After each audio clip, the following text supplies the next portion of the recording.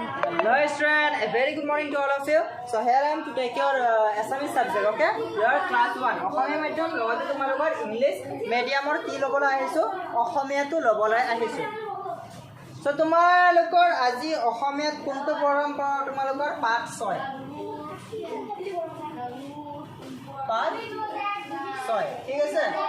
পাঠ 6 কি আছে এইটো তোমালোকৰ দীৰ্ঘিকাৰৰ লৈকে আছে না। দীৰ্ঘই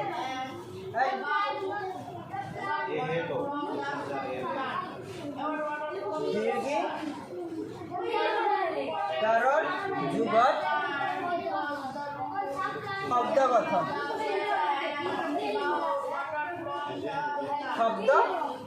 ঠিক আছে। এইটো ক্লাস কৰিবলৈ গৈ আছো।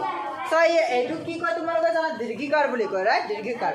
সো ক যোগ দীৰ্ঘকাৰ এইটো ক দীৰ্ঘকাৰে কি সযোগ দীৰ্ঘিকাৰ দীৰ্ঘই সযোগ দীৰ্ঘই ইকুৱেল টু সদ দীৰ্ঘইকাৰে কি ৰাইট।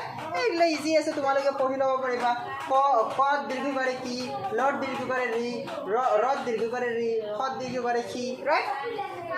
এয়া কদাকাৰে কা হসৌ কাউ রদ দীর্ঘকারে রি কাউরি বগ বগ ল দীর্ঘকারে লি বগলি সা সদাকারে সা গ সাক লড দীর্ঘকারে লি ছাগলি বগ রদ দীর্ঘকারে রি বগরি রাইট। পাই গেলা সেনেকৈ পঢ়িব লাগিব। যেনেকৈ এইটো কি আছে কট করে কু ম লড দীৰ্ঘকাৰে ৰি দীৰ্ঘকাৰে ইয়া কুমলিয়া ৰাইট এনেকৈ পঢ়িব লাগিব। চাই দিছা বালি মাহী এবিধ সৰু চৰাই আমাৰ এজনী ক্ষীৰতী গাই আছে তাইৰ নাম গাখীৰতী কাউৰী কলা আৰু বগলী বগা। দেউতাই আকাশী জাহাজত উঠিছে কাকতি মামাই আদালতত আপিল কৰিছে সাগৰৰ পানী লুনিয়া গাখীৰ খাবা বল পাবা জলকীয়া জ্বলা আৰু বগৰী টেঙা ঠিক আছে। এনেকৈ বাকীখিনি তোমালোকে পঢ়িবা।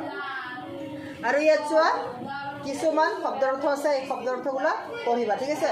আৰু এই যা খালি ঠাই পূৰ কৰে কি আছে বালি মাহী এবিধ সৰু চৰাই কাকতি মামাই আদালতত কি কৰিছে আপিল কৰিছে দেউতাই আকাশী জাহাজত উঠিছে জলকীয়া জ্বলা আৰু বগৰী টেঙা সাগৰৰ পানী লুনিয়া না। চমুকৈ উত্তৰ দিয়া কাউৰীৰ ৰং কেনেকুৱা ক'লা বগলীৰ ৰং কেনেকুৱা বগা ক্ষীৰতী গাইজনীৰ নাম কি গাখীৰতী দেউতাই ক'ত উঠিছে আকাশী জাহাজত উঠিছে কাকতি মামাই আদালতত কি কৰিছে কাকতি মামাই আদালতত আপিল কৰিছে জলকীয়াৰ সোৱাদ কেনেকুৱা জলকীয়াৰ সোৱাদ জ্বলা বগৰীৰ সোৱাদ কেনেকুৱা বগৰীৰ সোৱাদ টেঙা না। তাৰপিছত মাত্ৰা বহুৱাই শব্দটো সম্পূৰ্ণ কৰা এইটো কি আছে মাত্ৰা বহুৱাব কৈছে এইটো কি হয় ফান কি খাপটো এনেকুৱা ফান পাতি আছে না। তো এইটো কি লিখিব লাগিব ফট আকাৰে ফান ফান। তাৰপিছত এইটো কি আছে দ্বীপ যত দীৰ্ঘিকাৰে দি দ্বীপ। তাৰপিছত এইটো কি আছে কাউৰী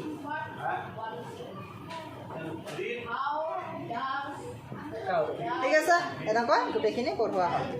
চ' নেক্সট ক্লাছত আমি এইটো কৰিম ঠিক আছে। আজিৰ কাৰণে এইখিনিয়ে যাব ধন্যবাদ।